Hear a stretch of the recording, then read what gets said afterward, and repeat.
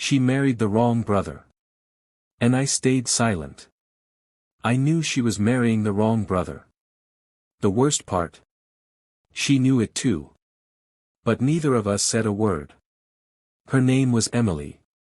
She had this way of looking at you like she was trying to memorize your soul.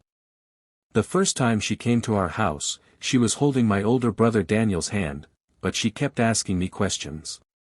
Not polite questions. Real ones. What scares you the most? Have you ever loved someone you couldn't have? Do you believe timing ruins everything? Daniel laughed it off. He thought she was just being friendly. I knew better. Because every time she asked something deep, she looked at me. Daniel was everything I wasn't. Confident. Loud.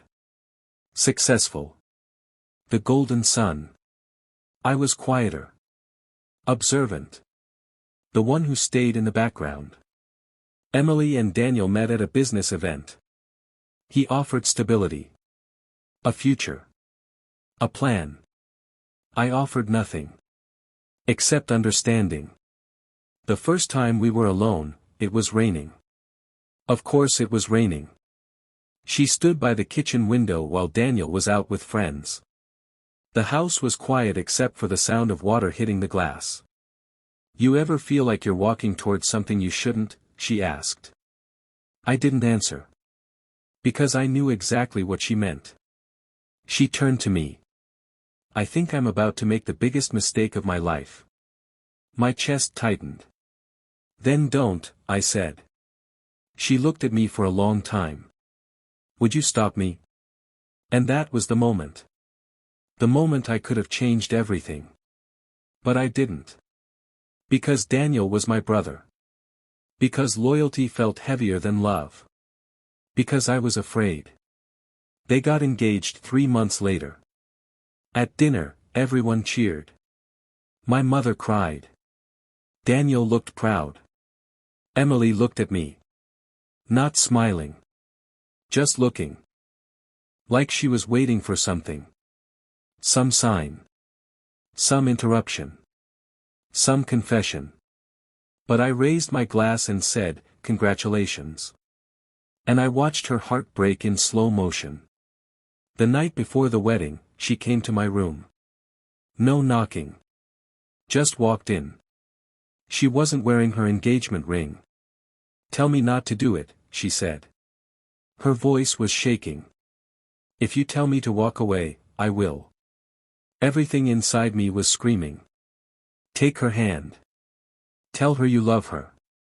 Tell her she's choosing safety over truth. Instead, I asked, "Do you love him?" She hesitated. That's not what I asked. Silence. That silence was louder than any confession. "You'll be okay," I said. Those were the worst words I've ever spoken. She married him the next day. White dress. Soft smile. Empty eyes. And I stood beside my brother as his best man. When he kissed her, she closed her eyes. Not in happiness. In surrender. Years passed. They had a house. 2 kids. Photos that looked perfect on social media. But every family dinner, every holiday, every quiet glance across the room, the tension was still there. Unfinished. Unspoken. Then one night, Daniel called me. His voice was different. "She's leaving," he said. I didn't pretend to be surprised. "For someone else?" I asked. "No," he said quietly. "For herself." A week later, she asked to meet me. Same cafe where Daniel first introduced us. She looked older. Tired. Honest. "I kept waiting for you," she said. "For what?" "For you to choose me." The words hit harder than I expected. "You chose him," I replied. She shook her head. "No. I chose the version of my life that made sense." Silence again. Always silence with us. "I loved you," she said. "From the beginning." My heart pounded. Why didn't you say something? She smiled sadly. I did. And suddenly every look, every pause, every question came back to me. She had been speaking the whole time. I was the one who stayed quiet. Do you still love me? I asked. She took a deep breath. I don't know anymore. I think I loved the idea of who we could have been. That hurt more than if she had said no. Because potential is cruel. It never dies. It just lingers. She moved away. New city. New life. Daniel eventually remarried. And I stayed. In the same house. With the same memories. Sometimes I replay that night before the wedding. When she stood in my room and asked me to stop her. One sentence could have changed everything. One moment of courage. Instead, I chose silence.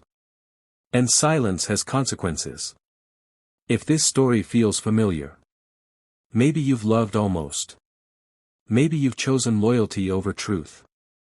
Maybe you've stayed quiet when you should have fought. I'll see you next time. After Dark.